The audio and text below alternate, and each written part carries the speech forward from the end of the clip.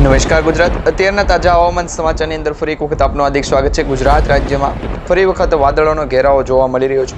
છેલ્લા 24 કલાકની વાત કરીએ તો મિત્રો 19 તારીખથી લઈ અને 24 તારીખ સુધીમાં ગુજરાત રાજ્યની અંદર વરસાદ પડવાની આગાહી દર્શાવવામાં આવી છે। તેમાં આજથી મિત્રો ગુજરાત રાજ્યની અંદર ફરી વખત જે છે એ રોજના 1 ઇંચથી 2 ઇંચ સુધીનો વરસાદ છે પડશે। આ સાથે દક્ષિણ ગુજરાત, મધ્ય ગુજરાત અને સૌરાષ્ટ્ર ગુજરાતની અંદર વરસાદી માહોલ છે જોવા મળશે। અત્યારે તમે જોઈ શકો છો આ મેપ દર્શાવવામાં આવી રહ્યો છે, જેના માધ્યમથી આપણને એક માહિતી મળશે કે જેમાં સેટેલાઇટ ઇમેજના માધ્યમમાં તમે જોઈ શકો છો તો અહીંયા તમે દક્ષિણ ભારતથી લઈને મધ્ય પૂર્વ ભારતના જે ભાગ છે તેમાં ખાસ કરી મુંબઈ છે, કોકણ છે, ગોવા છે, બેંગલુરુ છે, મદરાઈ છે, બેલગાવ છે, આવા વિસ્તારોની અંદર વરસાદી સિસ્ટમ પહોંચી એટલે કે ચોમાસું પહોંચી ગયું છે।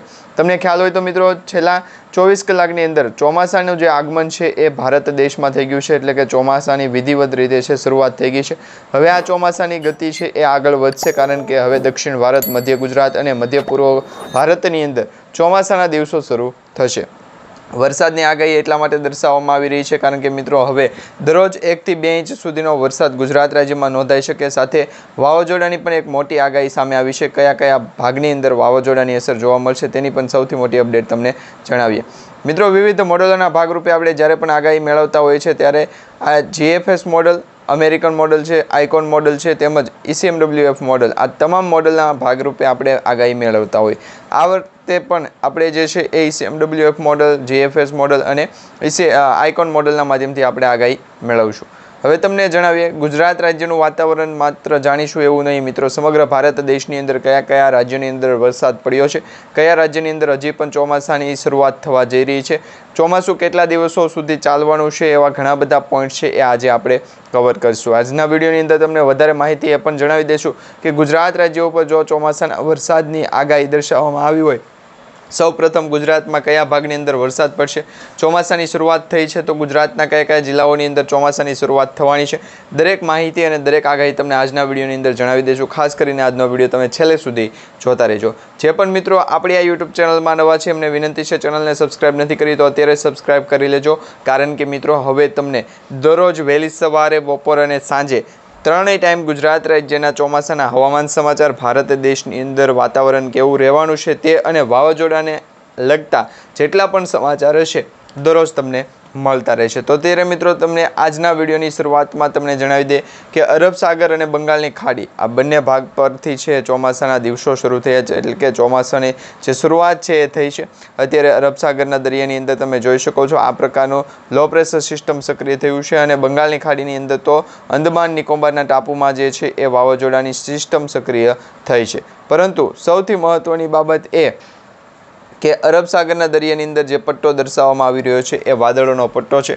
આ વાદળોનો પટ્ટો હવે ધીરે ધીરે જે છે એ મધ્ય ભારત તરફ આવશે। મધ્ય ભારતમાંથી આ પટ્ટો જે છે એ વાદળોનો ઘેરાવો બનશે અને તેને સાથે એક સિસ્ટમ એવી બનશે કે તેની અંદર લો પ્રેશર બની શકે અને લો પ્રેશરવાળી સિસ્ટમ છે એ આવનારા દિવસોની અંદર વાવાઝોડું બની શકે। તો આ એક સૌથી મોટી અને મહત્ત્વની આગાહી છે તમારા માટે સાબિત થશે। બીજું એક કે તમે જોઈ શકો છો વાતાવરણમાં વાદળોનો ઘેરાવો જામ્યો એવું નથી મિત્રો, ત્યાં વીજળીના કડાકા ભડાકા સાથેનો વરસાદ પણ નોંધાઈ રહ્યો છે, એટલે કે માલદીવ છે, લક્ષદ્વીપ છે, એવા વિસ્તારોની અંદર અત્યારે વીજળીના કડાકા ભડાકા સાથેનો વરસાદ પણ છે જોવા મળી રહ્યો છે। આજના વિડીયોની અંદર આપણે મહત્ત્વની 3 બાબતો ઉપર ચર્ચા કરીશું, જેમાં આપણે ગુજરાત રાજ્યનું વાતાવરણ કેવું રહેશે એ પણ જાણીશું, કયા કયા જિલ્લાઓની અંદર આજથી વરસાદની શરૂઆત થશે એ પણ જાણીશું, અને વાતાવરણની અંદર જો આવતા અઠવાડિયા સુધીમાં કોઈ ફેરફાર થાય તો મિત્રો ગુજરાત રાજ્યની અંદર ચોમાસું જે છે એ વહેલા બેસશે તેની પણ એક આગાહી જાણીશું। કારણ કે તમને ખ્યાલ હશે કે ગુજરાત રાજ્ય સાથે ચોમાસાના જે છે એ અરબ સાગર, મધ્ય ભારત તરફથી અને બંગાળની ખાડી તરફથી જે છે એ ડાયરેક્ટ જે વાદળોના ઘેરાવા જામે છે તેના કારણે વરસાદી સિસ્ટમ આગળ વધે અને ચોમાસાની શરૂઆત થઈ છે। તો આજે પણ આપણે એ જ માહિતી મેળવશું કે પૂર્વ ભારતની અંદર અત્યારે પૂરજોશમાં વરસાદ પડી રહ્યો છે, વીજળીના કડાકા ભડાકા સાથેનો વરસાદ પડી રહ્યો છે। તેમાં હવામાન સમાચાર પણ આપણને એ જ પ્રકારના મળ્યા છે કે ગુજરાત રાજ્યની અંદર જો વાતાવરણની પલટો આવે તો એ સૌપ્રથમ પૂર્વ ભારતમાંથી આવશે, મધ્ય ભારતમાંથી તે સિસ્ટમો આગળ વધશે। અત્યારે તમે જોઈ શકો છો એક સાથે 6 સિસ્ટમો બની છે. આ 6 સિસ્ટમો કઈ દિશા તરફ છે? એક સિસ્ટમ અહીંયા છે એટલે કે પૂર્વ ભારતની અંદર છે. તમે જોતા રહેજો મિત્રો. આ એક પહેલી સિસ્ટમ, આ બીજી સિસ્ટમ મધ્ય ભારતની અંદર, ત્રીજી સિસ્ટમ છે એ દક્ષિણ ભારતની અંદર, ચોથી સિસ્ટમ અને પાંચમી સિસ્ટમ જે છે એ અત્યારે અરબ સાગરની અંદર જોવા મળી રહી છે. એટલે કે આ સિસ્ટમનો જે ઘેરાવો બન્યો તેના કારણે આજથી ગુજરાત રાજ્યની અંદર 20 તારીખથી લઈ અને 25 તારીખ સુધીમાં જે વાતાવરણની અંદર વરસાદ છે જોવા મળશે. આ મિત્રો અમુક જિલ્લાઓની અંદર જ અત્યારે વરસાદની આગાહી દર્શાવવામાં આવી રહી છે. હવે કયા કયા જિલ્લાઓની અંદર વરસાદની આગાહી છે એ તમને આજના વિડીયોની અંદર જણાવીએ. તો દરેક સમાચાર તમને, દરેક હવામાન સમાચાર આજના વિડીયોની અંદર મળી જાય તે માટે અમારી યુટ્યુબ ચેનલ સાથે જોડાયા રહેજો. મિત્રો, ગુજરાત રાજ્યના જાણીતા હવામાન નિષ્ણાત અંબાલાલ પટેલ અને પરેશભાઈ ગોસ્વામી આપણને અગાઉ જ આગાહી કરી હતી. તેમાં જણાવ્યું હતું કે ગુજરાત રાજ્યની અંદર ચોમાસાની શરૂઆત થાય તે પહેલાં અરબ સાગરની અંદર વરસાદ પડશે. એટલે કે અરબ સાગરના દરિયાની અંદર અને બંગાળની ખાડીની અંદર વરસાદી સિસ્ટમ છે એ જામી છે. હવે મિત્રો, આ જે વરસાદી સિસ્ટમ છે એ કેટલા દિવસો સુધી ચાલશે? તો તમે અહીંયા જોઈ શકો છો કે હજી તો આ જે વરસાદી સિસ્ટમ છે એનો ઘેરાવો બન્યો છે, વાદળોની અસર છે જોવા મળી રહી છે.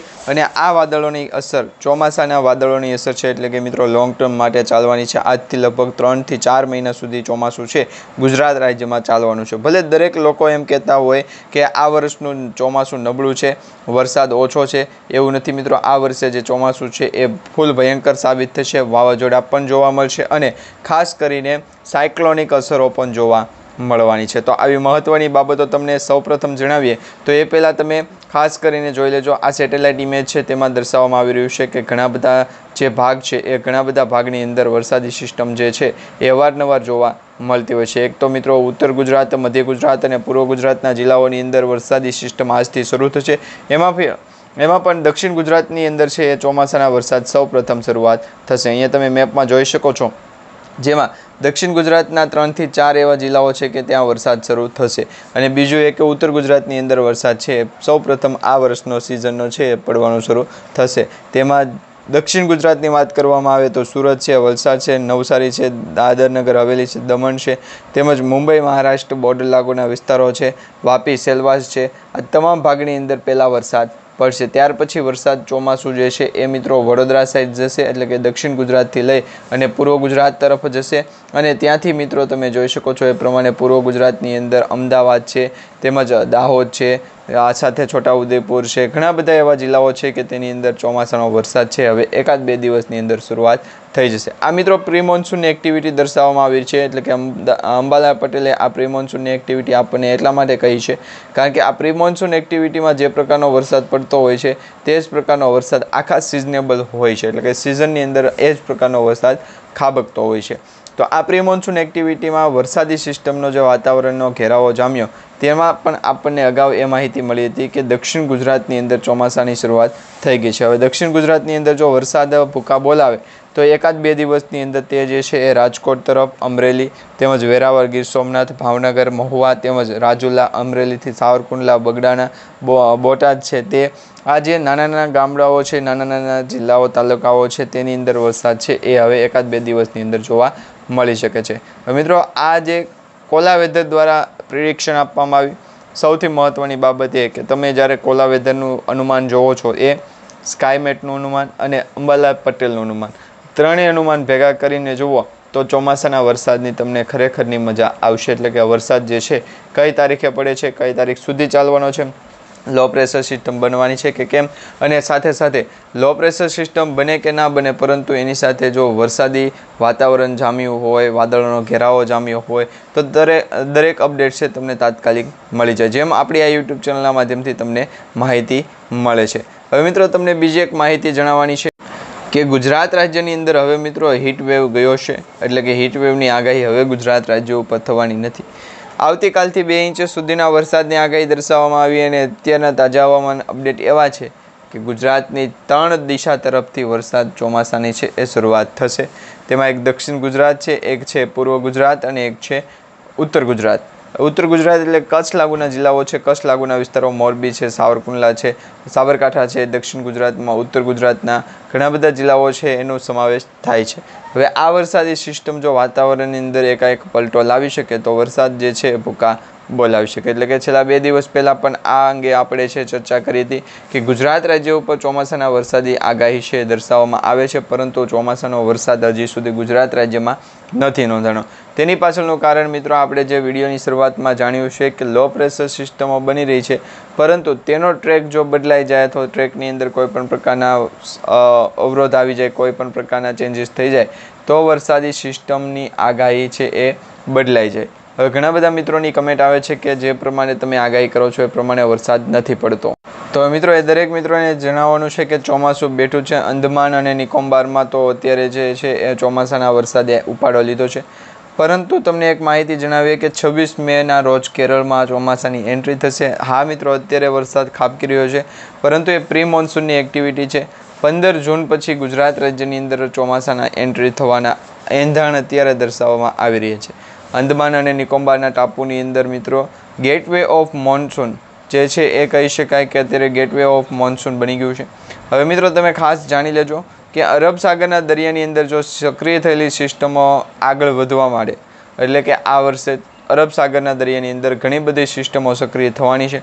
તેમાં દક્ષિણ ભારત અને ગુજરાત રાજ્ય આ 2 ભાગની અંદર જે વચ્ચે આવનાર જેટલા પણ જિલ્લાઓ, રાજ્યો, તાલુકા, ગામડાઓ, શહેર કે પછી દરિયાકાંઠાના નજીકના જેટલા પણ કોન્ટેક્ટમાં જિલ્લાઓ હોય, ગામડાઓ હોય કે પછી કોઈ પણ પ્રકારના લોકો રહેતા હોય, તો એ દરેક લોકોને ખાસ સાવચેતી રાખવાની કે આવનારા મહિનો જૂન મહિનો અને તે પછી જુલાઈ મહિનો, એટલે જુલાઈ મહિના સુધીમાં ગુજરાત રાજ્યની અંદર વરસાદ જે એટલો પડશે કે તેની કોઈ સીમા નહીં. હવે વરસાદી સિસ્ટમ તો અત્યારે સક્રિય નથી, પરંતુ આ વરસાદ પડવાની આગાહી કોણ કરે છે? તો મિત્રો તમને જણાવી દઈએ તો આ જે આગાહી કરવામાં આવી રહી છે એ હવામાન વિભાગ દ્વારા માહિતી આપવામાં આવી નથી. એવું એક પણ પ્રકારનું પ્રશ્ન નથી કે ગુજરાત રાજ્ય સરકાર દ્વારા પણ એ અંગેની ચેતવણી આપી હોય, પરંતુ તમને એક માહિતી ક્લિયર કરવા માગું છું કે જ્યારે ગુજરાત રાજ્યની અંદર ચોમાસાના વરસાદની આગાહી કરવામાં આવે ત્યારે દરેક લોકો તમને ભ્રમિત કરતા હોય છે.